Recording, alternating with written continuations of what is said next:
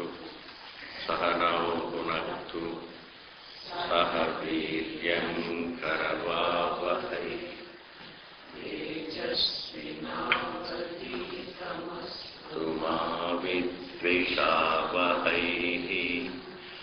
ॐ शान्ति शान्ति शान्तिः।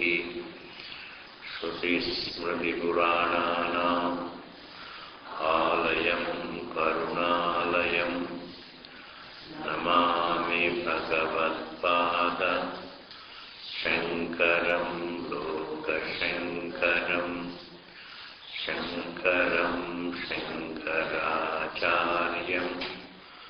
केशवं बादरायणं सूत्रभाष्यकृतौ वन्दे भगवन्तौ पुनः पुनः।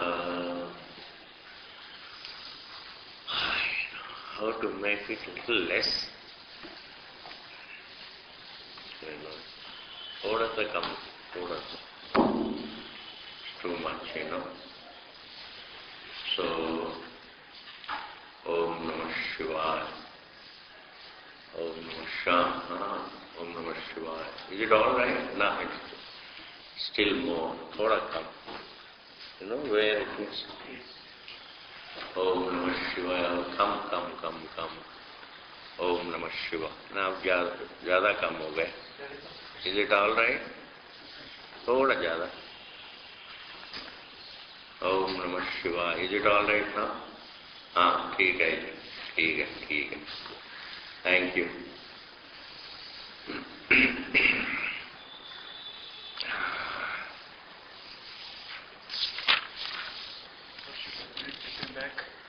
All right.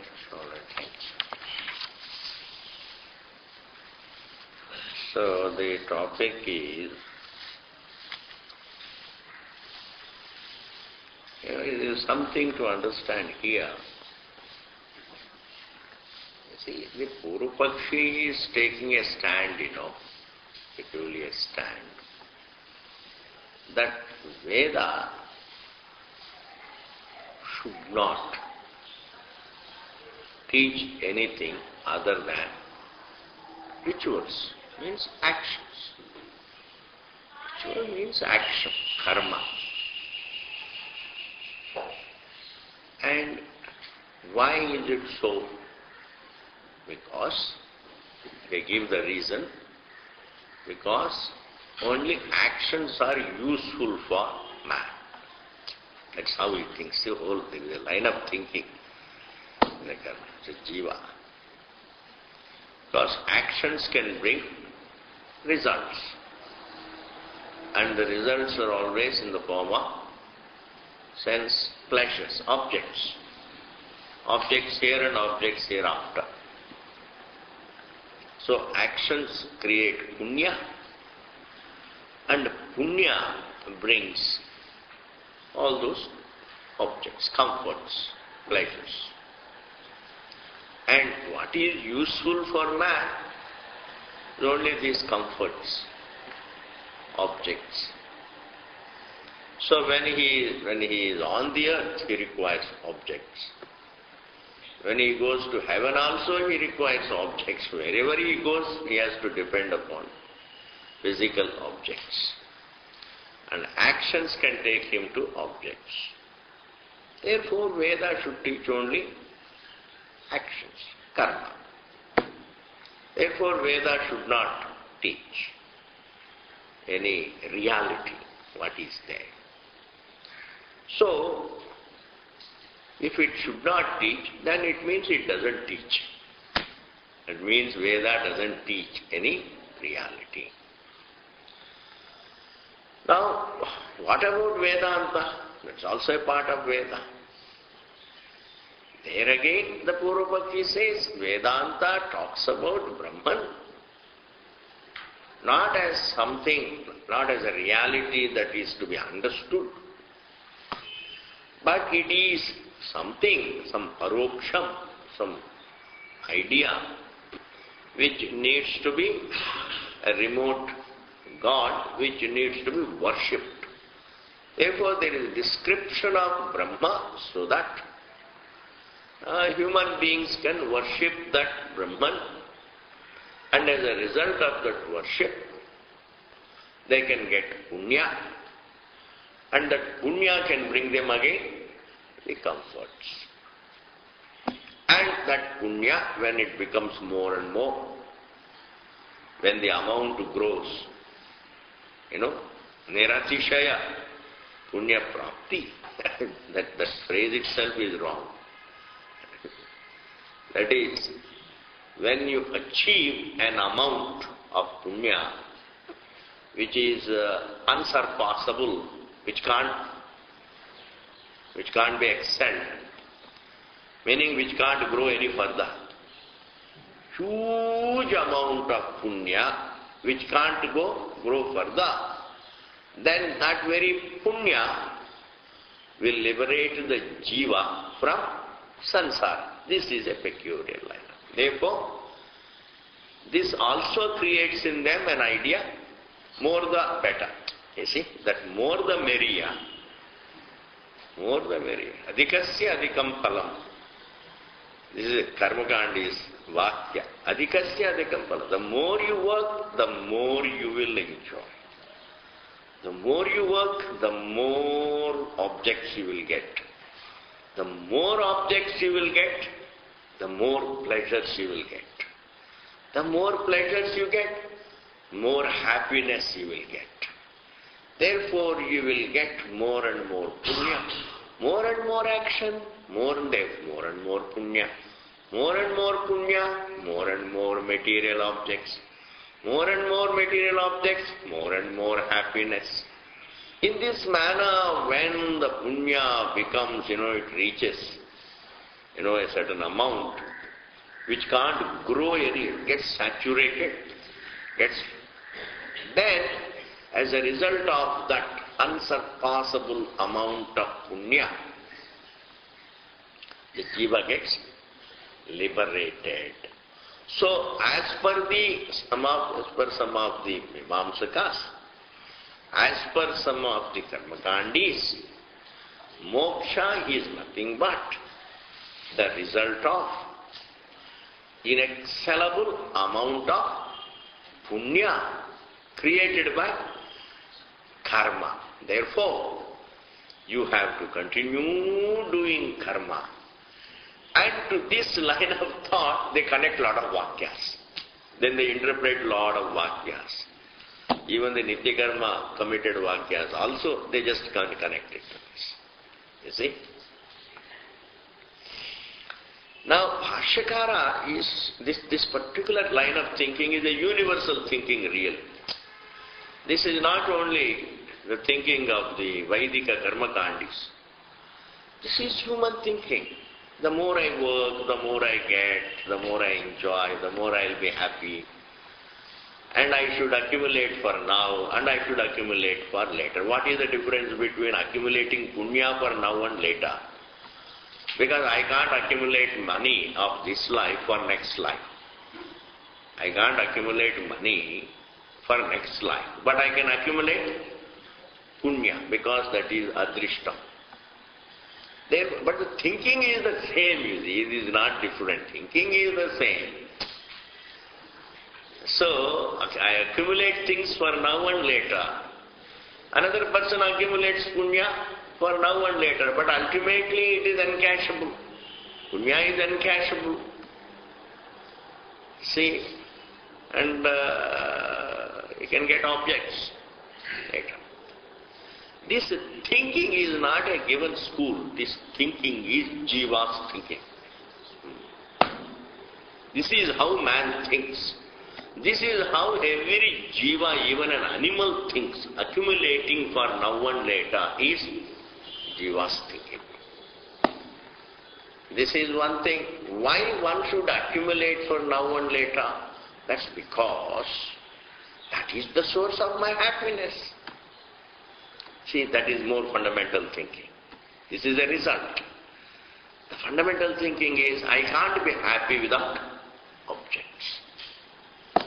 I can't be happy without pleasures. So I define happiness as sense pleasure. Sukha Vishayam is Sukham, and Sukham is actually what is Sukham. Vishaya Sukham alone is Sukham. So the way to become happy, the way to become fulfilled is through the objects in this marriage.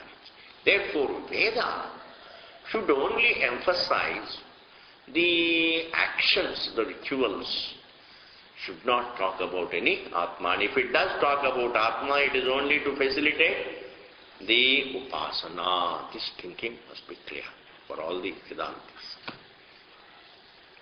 Now Bhashikara says that's not true.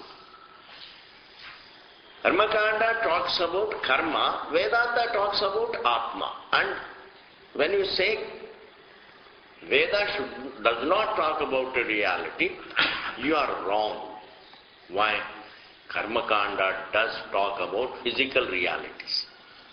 The physical objects which can help you in your rituals.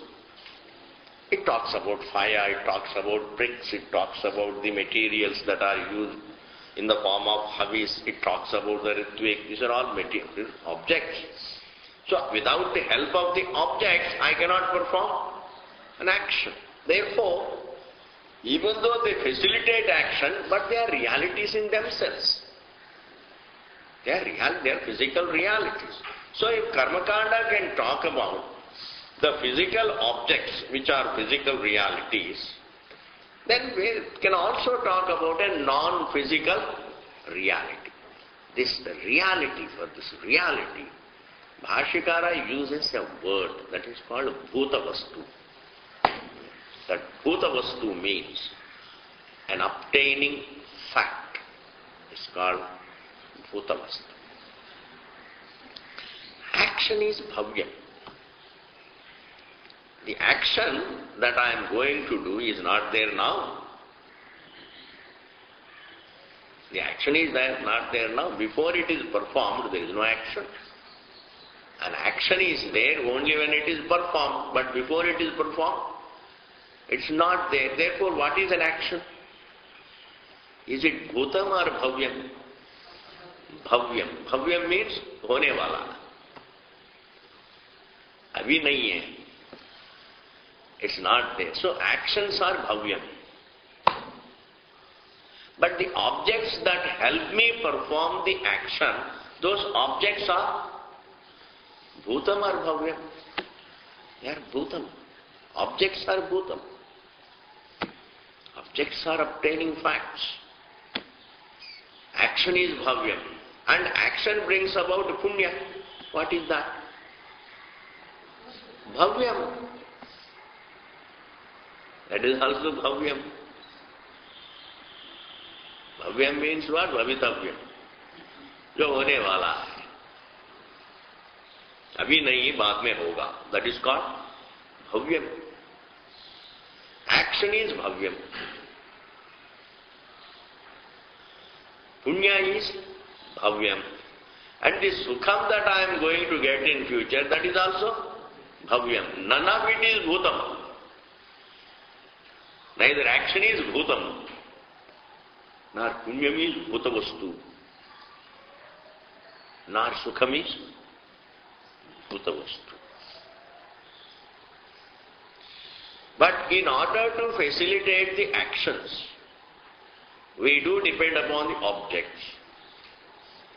Those objects, though they facilitate action, still, independent of action, they are there. Even before I perform an action with the help of the objects are already there, independent of my action, independent of my choice. They are already there. And therefore these physical objects are called Bhutavastu. Bhutavastu means the obtaining physical reality. Karmakanda does talk about the Bhutavastu. In that case, Veda also can talk about the Bhutavastu, the Brahman. Why not? Clear? I hope it is clear. Now let us read.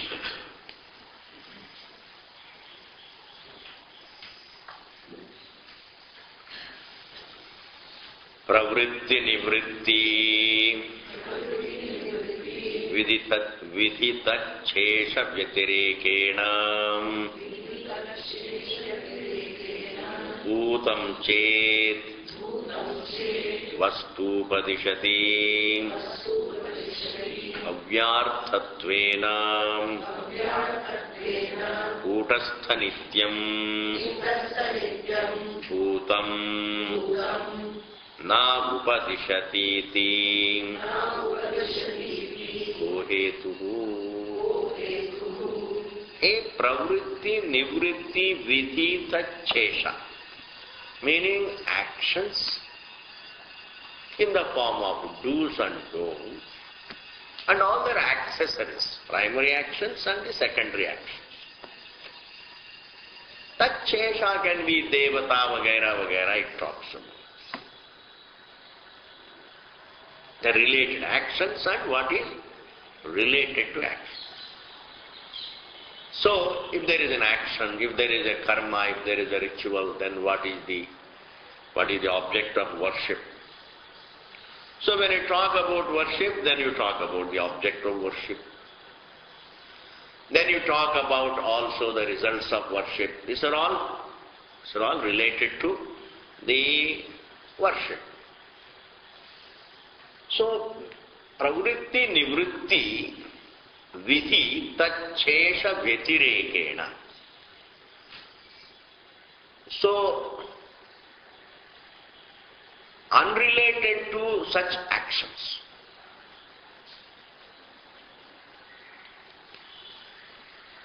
Unrelated to such actions, something else also is taught, and that is bhutam chet vastu upadishati. If it does talk about the objects,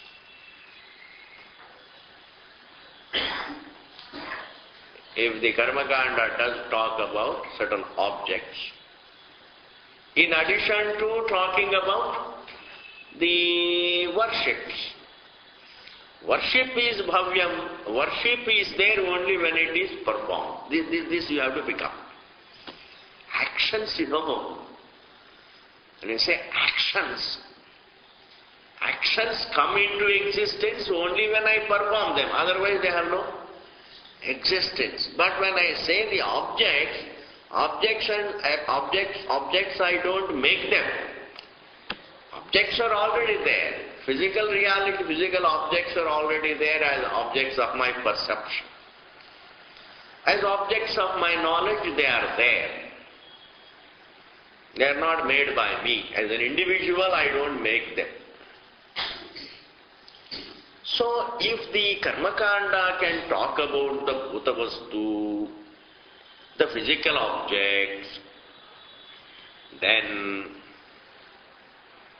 Bhavyarthatvena, and why does the Karmakanda talk about the objects? So that I can use the objects to facilitate my worships, action. Samagri hai na? Worship ke liye samagri chahiye. When you go to the temple, we take samagri for the worship. The worship, the act of worship is there only when I perform it. But even before I undertake the act of worship, the samagri is there. And samagri is in the form of what? The flowers, the incense, whatever, the fruits, jo bhi samagri le jate hain. That is all called samagri. But that is not performed by me. That is already their physical realities. But the samagri facilitates worship. Now, just because it facilitates worship, it doesn't mean it is a part of action. It is not a part of action. It is a part of action means, do you know, action is something that I bring about. Action is something that I bring about. Whereas objects, I don't bring about. Therefore, what I don't bring about, how can it be a part of what I bring about? Therefore, bhavyarthatvena upadishati. Karmakanda talks about the physical objects for the purpose of the bhavya, the action. Bhavya is the action. And why does it teach the objects? For the purpose of that action, to facilitate the action. That is why it is said, bhavyarthatvena upadishati chet. If Karmakanda can teach, can talk about the physical facts to facilitate worship, then kutastha nityam bhutam, the the unchanging fact. Kutastha nityam means the self. One's own existence that is eternally there.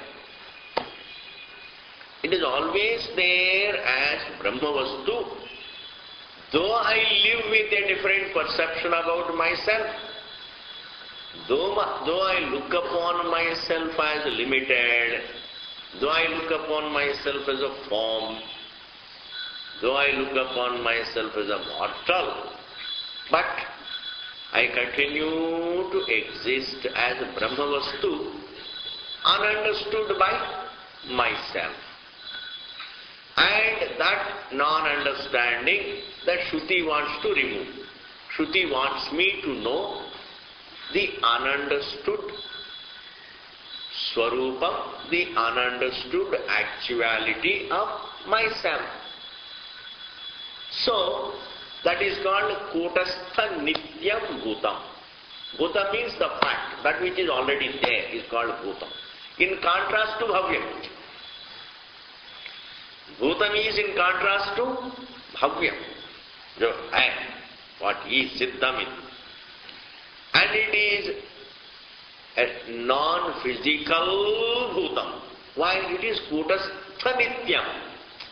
Whereas an object is not a Kutastha Nityam, it is a Parinami.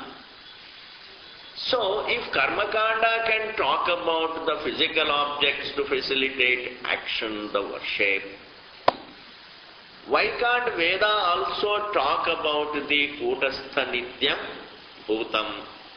Kutastha Nityam Bhutam na upadishatiti. It doesn't teach in this. Kohetu, what is the reason? What is the reason that Veda doesn't talk about the eternal fact? If Veda can talk about the non-eternal, if it can make a reference to the non-eternal objects, it can also talk about the eternal fact. You see, and if your stand is true, that it should talk only about actions, then it should not talk about objects. But it does talk about objects. Object means bhutam. It is not just object, it is bhutam in contrast to action, which is bhavyam. Kohetuhu. So the present discussion is to tell the Purupakshi, my dear, don't conclude that Vedanta doesn't unfold the eternal. Don't conclude that Veda is all just only rituals, rituals, rituals. Don't conclude like that. Veda is not just, a pile of doctrines, what we should do, what we should. It's not just talking about just the actions to be done and the actions to be avoided. Nor is it really giving mere beliefs. It is talking about something which is Kutastha Nityam, and that is evidently conveyed in all the Vakyas in Vedanta, and therefore, once you conclude there is no unfoldment of the eternal, eternally is not the subject matter of Veda, that conclusion has consequences, then you will get tied to only the worships and rituals, you see. There has to be an inner conclusion that there is no such a thing called Atmajnanam. Once that conclusion comes, then as per that conclusion, then I go about, doing only, then I am interested only in prayers and worships and rituals. It's like a man who thinks money is everything, then he will do everything for money. You see, that conclusion is not, that is like a bhutam, that won't leave. It's not easy to change a conclusion. It's not easy to change a conclusion. That's why changing a man means changing his views. Without changing his views, there is no change of a person. Changing a habit is nothing, not a big deal. पहले शराब पीता था, आजकल नहीं पीता है, बड़ा reform हो. क्या रिफॉर्म हुआ? He has left it in order to pick it up again. That's not a big reform. Reform is the very basic views about life. Those views have to be corrected. That it is wrong. Replacing one conclusion with another wrong conclusion also is not really reform. Therefore, Bhagavan says, what is the reason? Why should not Veda? What is the reason for you to conclude that Veda doesn't talk about the eternal? Veda only talks about actions. When it is, Karmakanda is talking about physical realities anyway. You see? Okay, next one. Nahi bhutam upadishyamanam kriya bhavati. Reference to the objects is not an action. Bhutam upadishyamanam. Bhutam, any fact, whether it is a physical fact or a non-physical fact, that which is evident, bas. It may be sense-evident or it may be self-evident. Evidence is evidence. That it is evident to me. It is universally evident. So objects are sense-evident, and the one to whom the objects are sense-evident, he is self-evident. See, how can we conclude that the objects are evident to me, but to whom they are evident is not evident? If the objects are evident to me, it is evident that the objects are evident to me.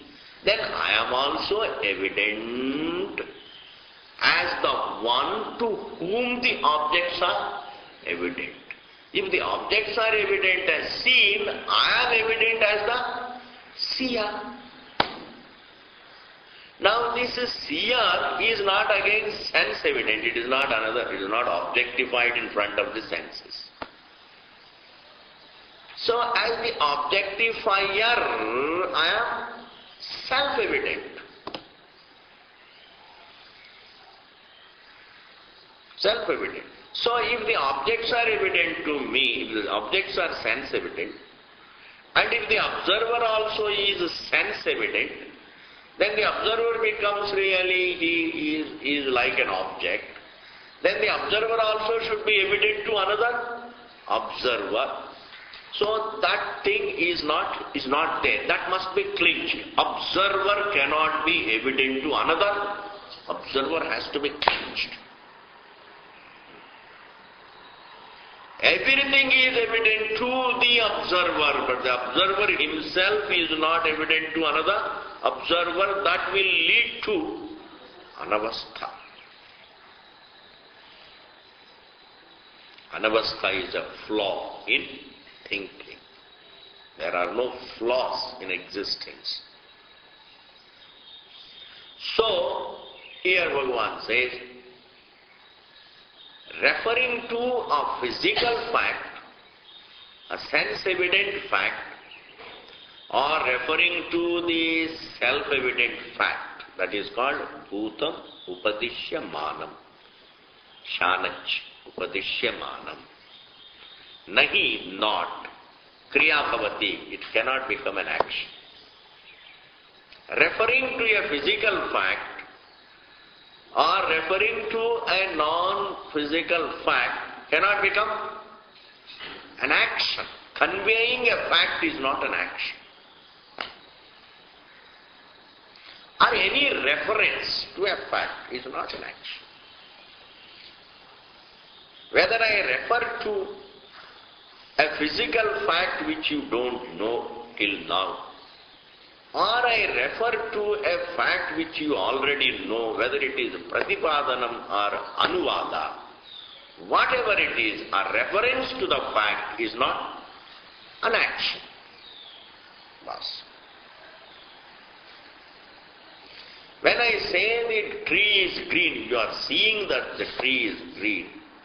But if I also make the same reference, the tree is so green, look, the tree is so green, you are looking.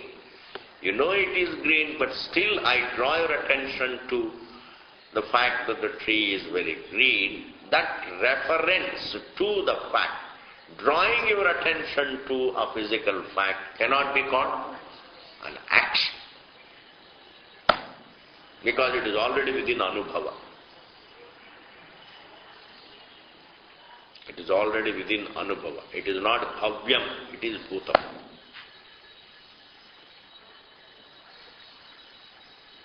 It is bhavyam. It is bhutam, not bhavyam. Similarly, if the student's attention is drawn to himself, the observer, it cannot become an action. That's why here Bhashyakara says, Nahi bhutam upadishyamanam kriya bhavati. It's not an action. See. Akriyatvepi bhutasya kriya sadhanatvat kriyarthaha eva bhutopadeshaha iti chet. Now the Purvapakshi says, yes sir. Referring to objects, Karmakanda making a reference to certain objects like paya, the bricks, and the havis, the objects that are used in the ritual. So this, even though Karmakanda makes a reference to the physical objects, that reference, though it is not an action.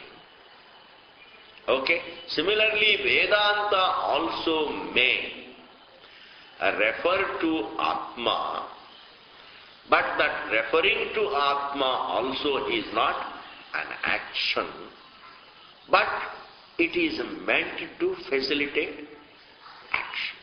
Purvapakshi says, referring to physical objects are meant to. So Karmakanda talks about the objects to be used in the rituals. So those objects are talked about only to facilitate action. Similarly, Atma is talked about only to facilitate action. Atma upasana, physical worship. Therefore, it is a part of action. So this is the argument. See, akriyatvepi, even though it's not an action, even though it's not an action means referring to physical objects, though it is not an action. Referring to Atma, though it is not an action, but yet bhutasya kriya sadhanatvat. This bhutam, the object, kriyarthatvat, it is meant to facilitate action. Kriya sadhanatvat. Kriya sadhanatvat means facilitator of action. Kriyarthaha eva, its purpose is only action. Being a means to action, Its purpose is action, not independent of action. Kriyarthaha eva bhutopadeshaha. This referring to physical objects or referring to Paramatma is only meant to facilitate rituals. Bhutopadeshaha. Iti chet, if this is the argument. That means Veda may be, see, Purvapakshi to begin with he said there is no reference to realities, there is only reference to actions. That was the first argument. Then slowly Siddhanti made him understand that the Veda does refer to physical, the Bhutavastu, because action is bhavya, whereas the objects that facilitate action are bhuta. So now the Purvapakshi says, okay, Veda does talk about the bhutam, but that talking about the objects, the purpose is not, the tatparyam is not the objects, the tatparyam is only facilitating action. Tatparya is only action. It talks about the samagri for worship to facilitate worship. It talks about Paramatma to facilitate the worship of Paramatma. So what is the tatparya? Only worship.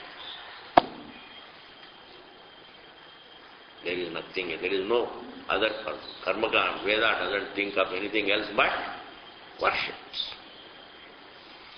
For which Bhagavan says, Naisha doshaham kriyarthatvepi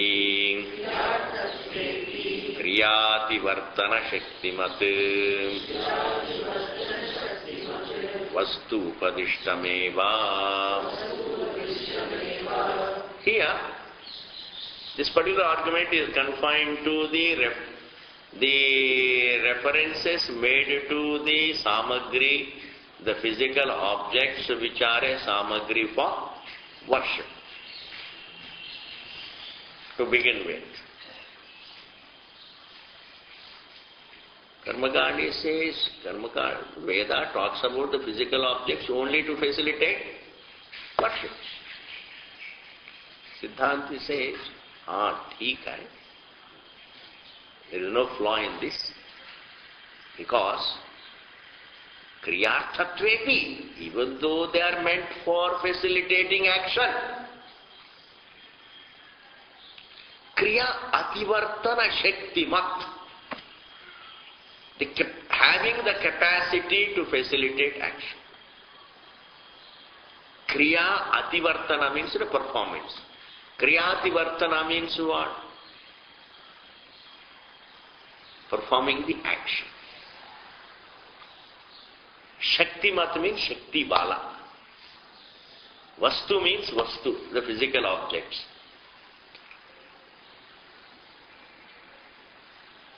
Upadishtameva is conveyed. Anyway, Karmakanda does talk about the physical realities, though they are meant, though they have the capacity to facilitate action. They facilitate action, but they are not action. They facilitate action, but they are not action. Purushatantra Vyapar ka ek bhag nahi.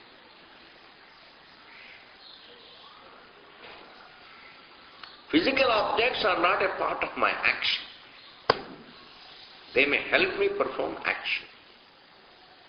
Because Kriya by definition is something that is done by my choice. So action I can do and I need not do, and I can do it otherwise. That kind of vikalpa is there. But the existence of the objects is not dependent upon my choice. They are there. So how can the physical objects, how can the physical objects be a part of my action? So it is true, kriyarthatve bhi. I understand that they can facilitate action. But still, they are conveyed, they are talked about as the facilitators of action. As the facilitators of action, they are referred to. As the facilitator of action, it is there even before the action begins. The objects as the facilitators of action are there even before the action begins. That makes the objects bhutavastu. That makes the action bhavyam. So thus there are only two things. One is bhutam, the already obtaining fact, and the other is what is yet to come about, the bhavyam. There are only two. If karmakanda can refer to the bhutam, it may be physical bhutam, it doesn't matter. The bhutatvam of the bhutam, the physical bhutam, and the bhutatvam of the kutastha nityam is the same. The same in the sense it's not born of my choice. Neither the self is born of my choice. I have no choice over the existence of the self, nor is the object determined by my choice. And karma means totally choice. In that way, if karmakanda can talk about the physical objects as facilitators of action, why can't he talk about Nitya Siddham also? Upadishtameva. Kriya ativartana shakti vala, shakti mat. Kriya ativartana shakti mat vastu upadishtameva. Indeed, the facts are referred to, though they have the capacity to facilitate actions. Kriyarthatvam tu prayojanam tasya. Referring to the physical objects, their prayojanam, the purpose of those objects is facilitating action. But their existence is independent of that facilitating the action. Objects are already existent. I may use them for my action. I may not use them for my action. Even when I don't use them for my action, they have existence. Their prayojanam also depends upon my choice anyway. If I choose to perform an action, then they become the facilitators. If I choose not to perform an action, then they remain as objects. Objects have got some objective reality.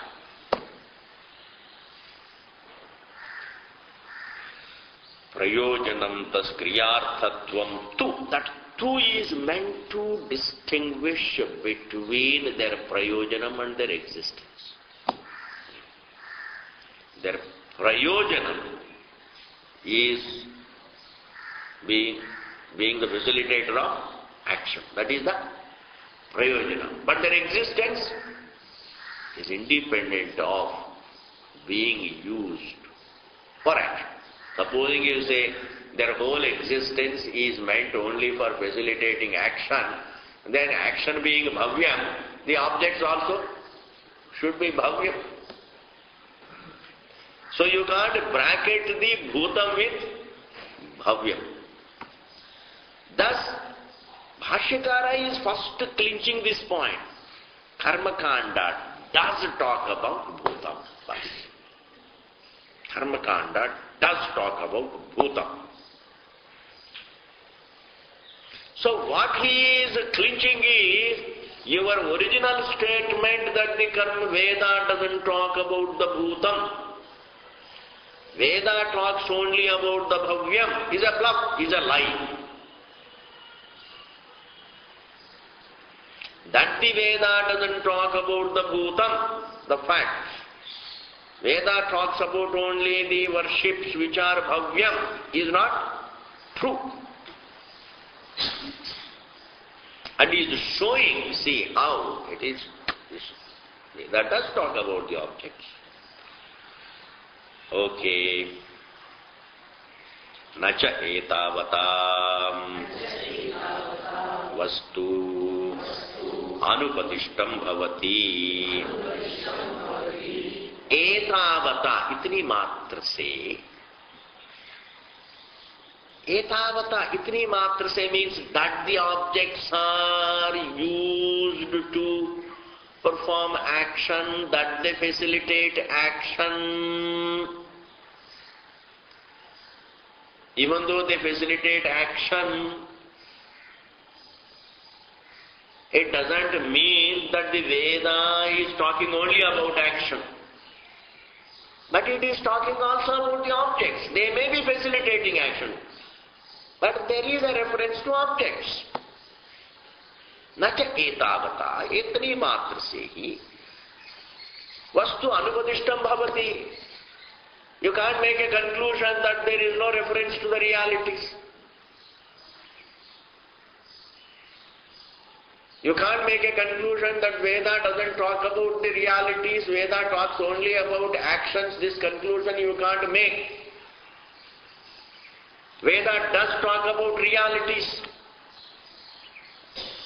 Though those realities are used for facilitating action, that is a different matter, but the objects are there, are talked about.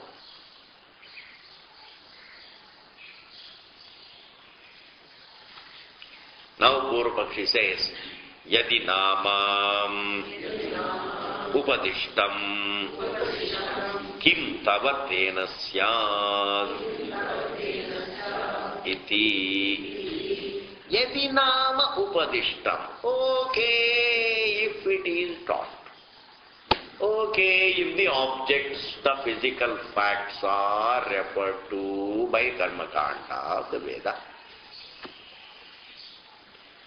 Okay, if it is accepted that the physical facts are referred to by Veda, Yadi nama upadishtam, that Yadi nama means that is reluctantly accepting. Okay, if it is okay, sir, if the Veda does talk about the physical facts,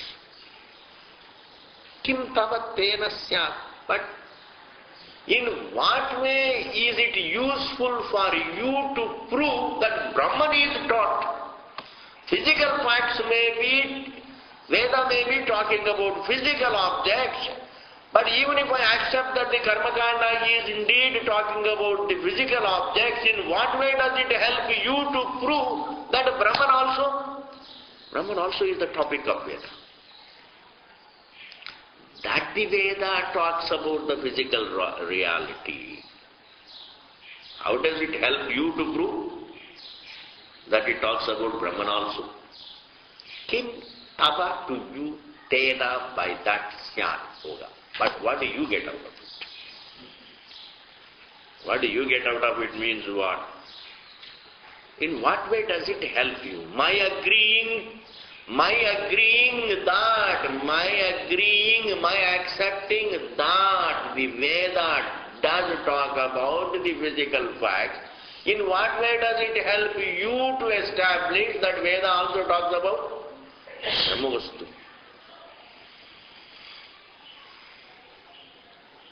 For this Bhashyakara says, Uchyate Anavagatam Atmavastu Upadeshascha Tathaiva Bhavitumarhati. Says If Veda can talk about the physical facts, then Veda can also talk about the non-physical fact. Why can't it talk about a fact? Anavagata uchyate, the answer is given. Anavagata, this is all called Abhyupagamavada. What we are doing is all really Abhyupagamavada. We are not going to establish Brahman as the topic of Veda on the basis of Veda talking about the physical realities. ये सारी बहुत गंभीरता से समझना पड़ता है. That the Veda talks about the physical objects which are the facilitators of action. That the Veda talks about the physical objects as the facilitators of action does not conclusively prove that Veda also talks about Brahmavastu. He is building up this argument only as an answer to his old lie that Veda doesn't talk about Bhutam, it talks only about Bhavyam. That lie is being called by way of building up this argument. That's all.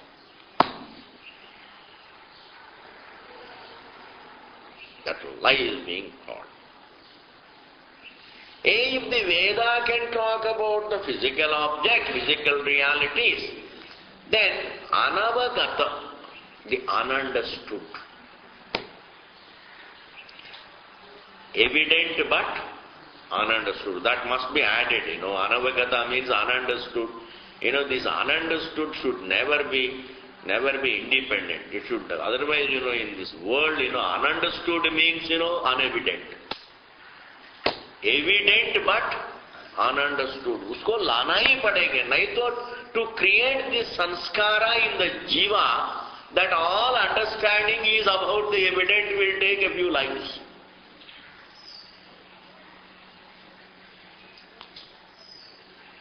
Will take a few lives for this jiva if he consistently hears in every janma. Supposing he hears him only in one janma and then in the other janma, then he is interested in something else, but patani tappo. It's all answered. Bhagavan says, Bahunam Janmanam. Bahu is a very beautiful word. Bahu means, many. Many. What is many? Many means many. It can be endless. So you can't say, Bhagavanji, tell me after how many lives. Bahunam Janmanam Vijnanam. After many. Many means how many? When I don't know how many, then I say many. When you can't determine how many, then you say many. When you know how many, then you give the number. And you don't say many. Therefore, to make the jiva understand that all understanding is about the evident, I tell you, it will liberate your thinking. It will liberate the thinking. Your distraction into the blankness. The mental wandering into the paroksham, mental wandering into the beyond, mental wandering into, are you able to follow? Mental wandering into something unevident will come to an end. All imagination comes to an end. Because the entire ignorance is about the evident. The entire understanding is about the evident, either sense-evident or self-evident. The entire science is understanding about the evident. The entire Vedanta is understanding about the evident, self-evident. So you can't really go beyond the evidence. Try to imagine something beyond. In the name of imagining the unevident, he is only really not giving attention to the evident. When he closes his eyes to the evident, he thinks he has gone beyond the evident. Aisa nahi hai. Therefore, anavagata should mean evident but ununderstood. Atma, the self. Vastu, the self, the fact. Upadeshascha, and its unfoldment, its teaching. Tathaiva, similarly, means just as there can be the teaching about the physical realities, in the same manner there can be teaching about the non-physical reality. Tathaiva means what? In the same manner. Just as Veda can talk about the physical realities, if it can talk about the physical realities, then it can also talk about, not that it should not talk, it can talk about non-physical reality. Tathaiva bhavitum arhati. It can be there. Teaching about the Atma can also be there in the same manner as there is teaching about objects. Are you able to follow? There can be the teaching about the Atma Vastu just as there is a reference to the physical objects. If there can be Bhuta Vastu Upadesha, objects Upadesha, there can also be Atma Vastu Upadesha. Bhuta Vastu reference is referring to what is evident. That is also referring to evident. Here Veda doesn't really unfold the object. It is already sense evident. It only unfolds its utility in a given karma, that's all. These are the objects which are useful for karma. But there is a reference to the objects. That's why Bhashyakara said before, if you remember, if you take this particular statement literally, literally means that Veda should talk only about karma and it should not talk about anything else. Amnayasya kriyarthatvat anarthakyam adadarthanam. Any word referring to anything other than action is useless, then all references to the objects should be useless. But the references to the samagri, the objects, is not useless.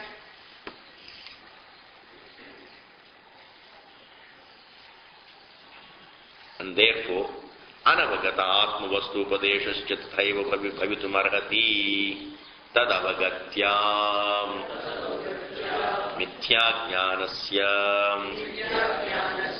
sansara hetoho nivrittihi prayojanam kriyate iti avisishtam arthavatvam kriya sadhanam vastu upadeshena. Now, just as the physical objects, their reference to making a reference to the physical objects has the prayojanam of facilitating action, in the same manner, making a reference to the Kutastha Nitya has the prayojanam, has the usefulness, has the purpose of enlightening a person and pulling him out of his own mithya jnanam about himself. There is a prayojanam. Tad avagatya, avagati. Tad avagati means understanding. Tad avagatya means kutastha atma avagatya. Anavagata atma vastu avagatya. By understanding the ununderstood self,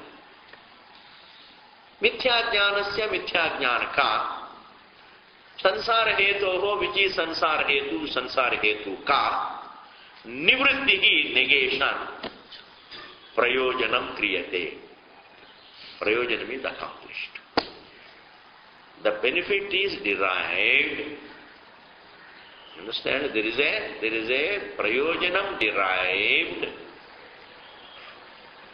by the negation of the mithya jnanam which is the cause for samsara, and this mithya jnana is negated by way of understanding the ununderstood Atma. Therefore, talking about physical facts facilitates action.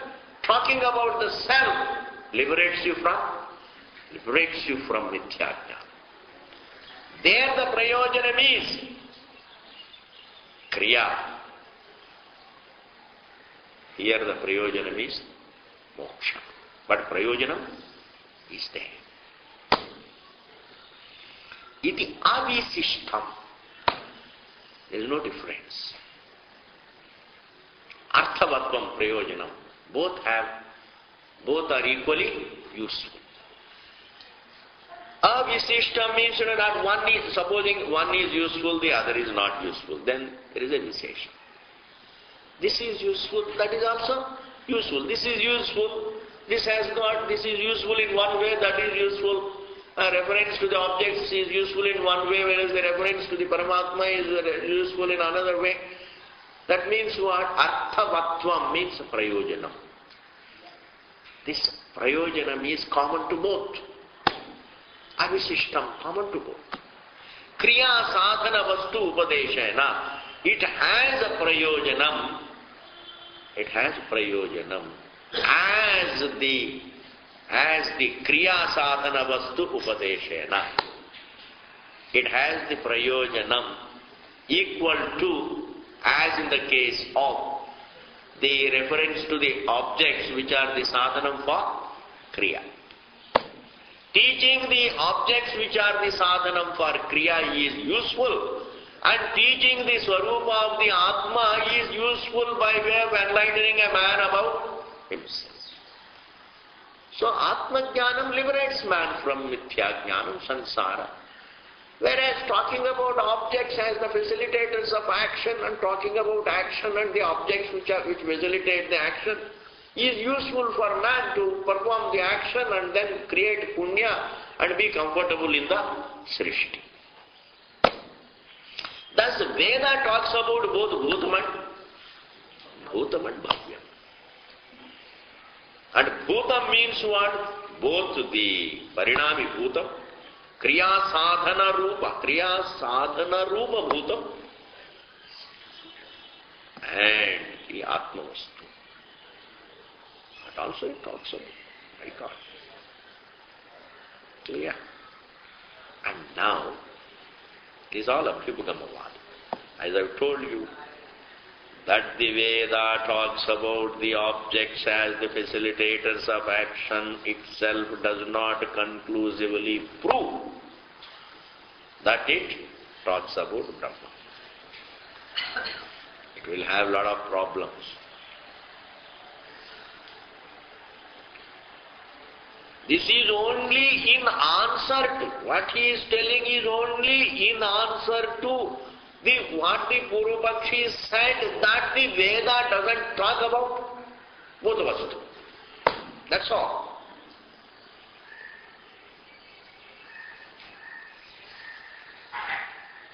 That the Vedanta talks about the Brahmavastu need not be proved through another pramanam because it is Swataha pramanam.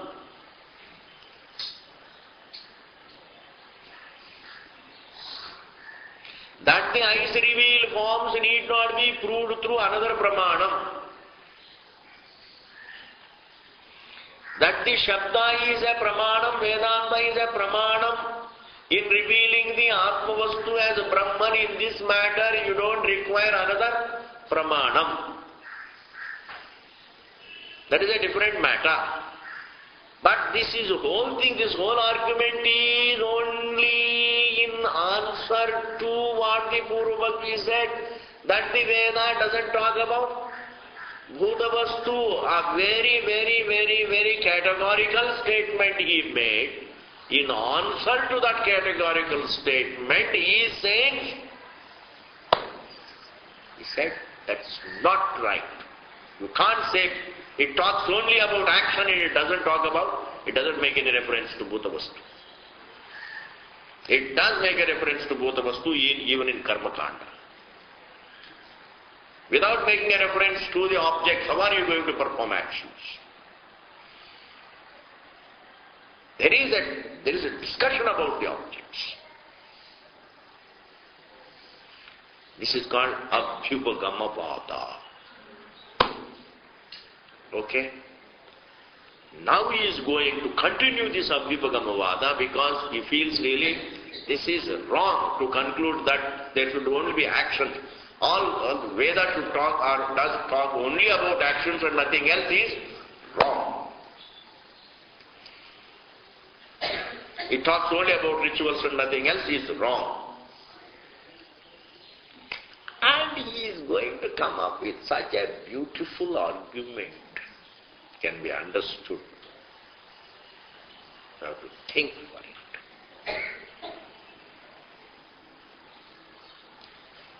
Hey, what does your Karma Kanda say? Your Karma Kanda can only say these two according to you. Karma Kanda, what does it say? Do's and don'ts. Okay. Does it talk about don'ts or not? Talks about don'ts. You understand don'ts? Ye mat karo, wo mat karo, ye mat karo, wo mat karo. This is what you call. Don't. Do's come under action. Don'ts come under action. Doing an action comes under karma kanda. Avoiding an action also comes under karma kanda. Here Bhagavan Bhashyakara says, in fact, don't, strictly speaking, doesn't come under action. For example, a Brahmana should not be killed. And you hear that statement, then what action do you do?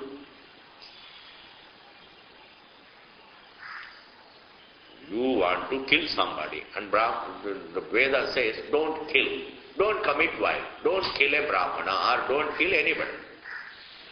Don't commit violence. You have a tendency to commit violence. And then you have Shraddha in Veda. And Veda comes and says, don't commit violence. Then what will you do? And you have Shraddha, you want to follow it. You want to follow what Veda says. Veda says, don't commit violence. Then what action do you do? There is only a resolution of, there is the action, the act of violence is not there. That's all. Now the act of violence, not a beginning, cannot be another action. Strictly, this is also Abhyupagama Vada. Otherwise it comes under action.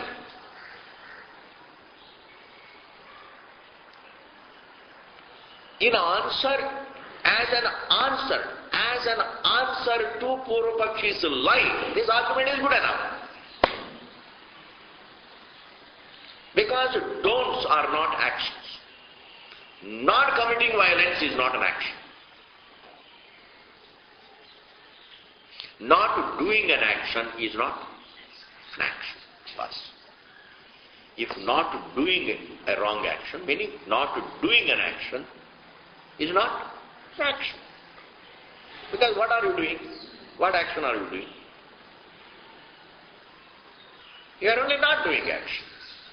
Therefore, not doing an action is what? Is not an action. If not doing an action is not an action, then Veda does talk about something which is not an action. Don'ts don't come under action. Don'ts come under non-action. So how can you take a stand that Veda does not talk about anything other than action, when your don'ts themselves don't come under action? Don'ts don't come under action.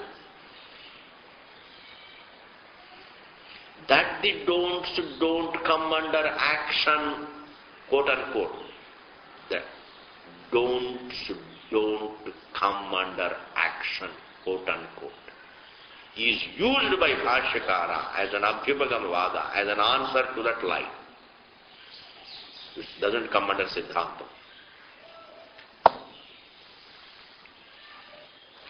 Don'ts do come under action. Don'ts do come under action as a part of Siddhantam. But don'ts also from another point of view don't come under action, because not doing an action is not an action. Not doing an action is not an action. Not doing an action is not an action. If not doing an action is not an action, then all don'ts are not an action. All don'ts are not an action. That means Veda does talk about non-action. Are you able to follow? Veda does talk about non-action. Unfoldment of Brahman is not an action. So if Veda can talk about a non-action, then Veda can also talk about another non-action, that is knowing the truth that is there is not another action. This is what? Abhyupagama Vada. Abhyupagama Vada means in it's a peculiar. Granting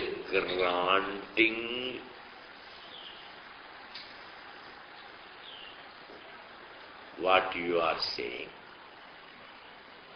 But still you are wrong. Why? Because Veda does talk about non-action. It is Abhyupagamavada. Why? Because as per Siddhantam, wherever I use my choice, that is action. To perform an action, I use my choice, and not to perform, to avoid an impulse. To avoid an impulse, I have to use my choice.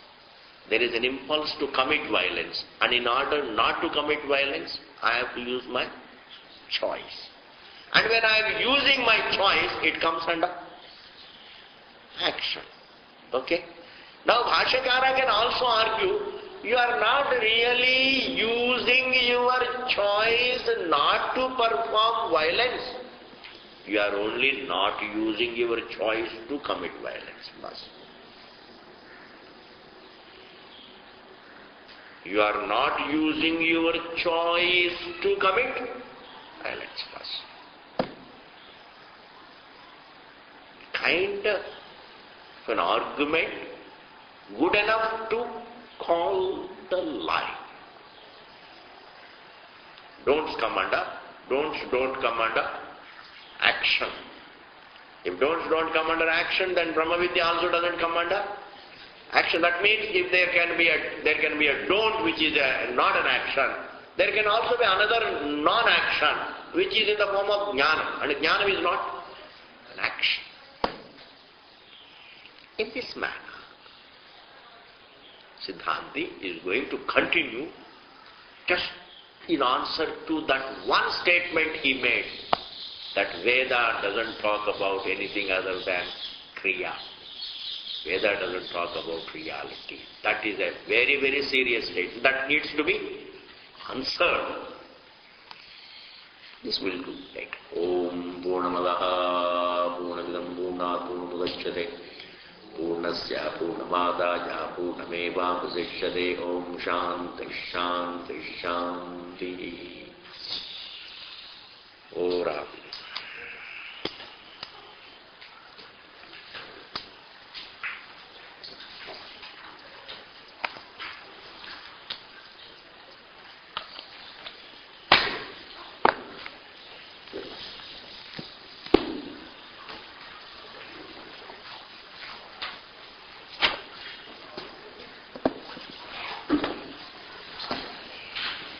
Next class is Holi in Sunday, 4th of March. Holi happens to be on Sunday. You don't remember? Okay. I remember for all of you. It happens to be on Sunday. What should we do? Should we have the class or not? No? There's a lot of people, they're all Punjabis, and Punjabis means what? Holy. So flares. Therefore, we will have a chutti on that. It's good for everybody, good for me also. Then go out somewhere. Go for a long walk. So next Sunday we will not have the class. Already we have one class per week. And Holi should come only on Sunday. These all called prarabdha. That is Sunday class का प्रारंभ है. हम क्या करेंगे?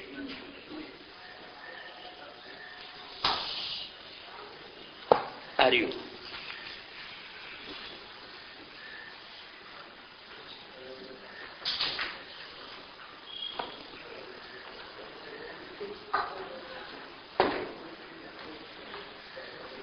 Rama.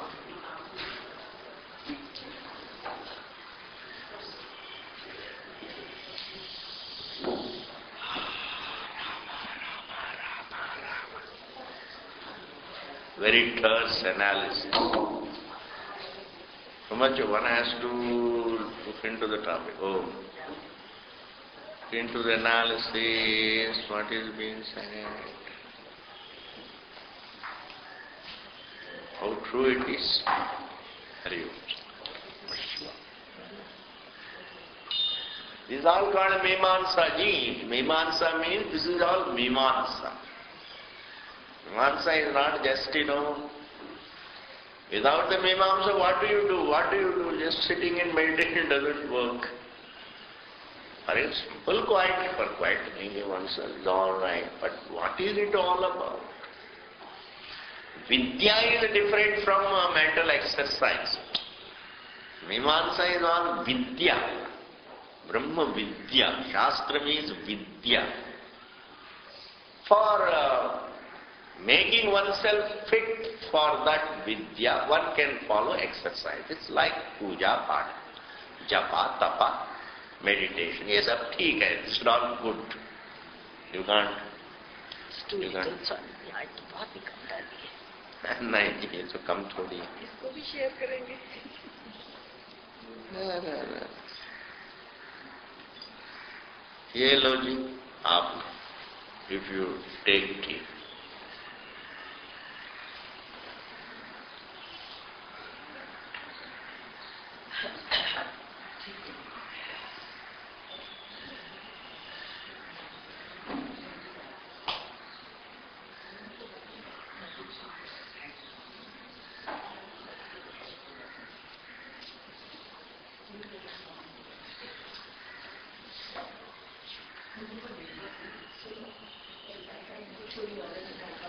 Thus the entire Sutra Bhashyam is Mimamsa. Entire Sutra Bhashyam is Mimamsa.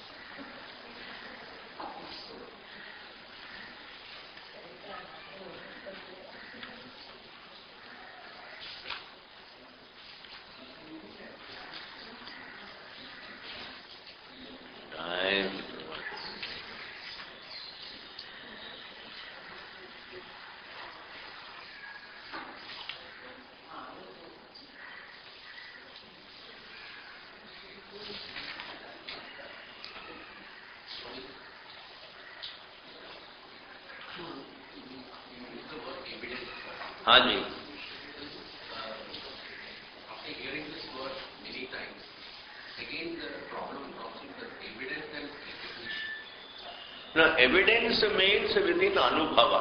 It is within the purview of your experience. To be within the purview of your sense experience or self-experience, because sense experience also is within the purview of the observer. It's not outside the realm of the experience. So I can only talk about the ignorance about the objects because the objects are already within my sense perception. I can only talk about objects which are a part of creation, and the creation is evident. I can talk about my ignorance about myself because I am already experienced. When you talk about ignorance about the objects, those objects are also part of creation. And the creation as a whole, the entire waking state is within Anubhava. You see? Now, you can't think of something beyond sense perception, which is not a form. Okay? Which is not a form, not visible, not audible, not tastable, touchable, smellable. And then think about ignorance about it. How can you have ignorance about the invisible, inaudible? So if there is heaven, it has to be a part of the Srishti. It has to be again 5 objects. You see, it is again within the sense everything. I have to first experience something to talk about ignorance. You constantly say that if it is existent because it is No, I don't create hetu, hetu, madbhav. They are synonyms. To be means to be evident to be. To be is not the reason for being evident to be. Nor being evident to be is the reason for being. There is unnecessary creation of Dvaitam there. To be means to be evident to be. That's all. And that is what is, split into 2. And that splitting is what we call one of the schools of the Buddhists. Bhutarthavadi, Vijnanavadi. You split being and jnana. You split the being and evidence. Then they become 2 schools. The world is because I see it. Or you say, the world, because there is world, and therefore it creates in me the knowledge of it. And this is called Bhutarthavadi. Vijnanavadi. Because I have knowledge of the world, therefore the world is. Because I think, therefore I am. Because I feel I am, therefore I am. Another person says, no, because I am, therefore I feel I am. Think to chhod dijiye. I feel I am because I am. I am because I feel I am. Vedanta says, shut up. To be means to be evident to be. I cannot be because you can't establish any being without the evidence. To be means to be evident to be. There is no other way. You can't create hetu madbhav. The reason-result relationship cannot be brought about between being and evidence to be. This is the basis for Vedanta. You can't talk about anything unless it is evident. Whether it is Jagrata, Swapna, Sushupti, time, jo bhi hai. Therefore I think, therefore I am is still further removed. I am dismissing even the Dvaitam between to be and to feel I am. I am because I feel I am. I am and I feel I am are not 2 things. I think that I am is also an error. I think therefore I am is an error. That means I am looking upon my existence as conditional to my thinking. Therefore, looking at my existence as conditional to my thinking is an error about myself. And also, the view that I am existent because I have the thought that I am. You see, the thought that I am, the feeling that I am. That is, it's not one of the feelings. Therefore, to be and to be evident to me is one and the same. There are 2 expressions. When it comes to adhyasa, they become 2 expressions. In the realm of, like in Sushupti, there you can't divide them. To be and to be. lot of one has to sit down and look at what Vedanta is talking very profound, very deeply. What it is talking, one has to sit down and really have to become a Muni, because it's not talking in air. It's what it's saying is true. Okay, we'll see. मीमांसा पढ़ते रहिए.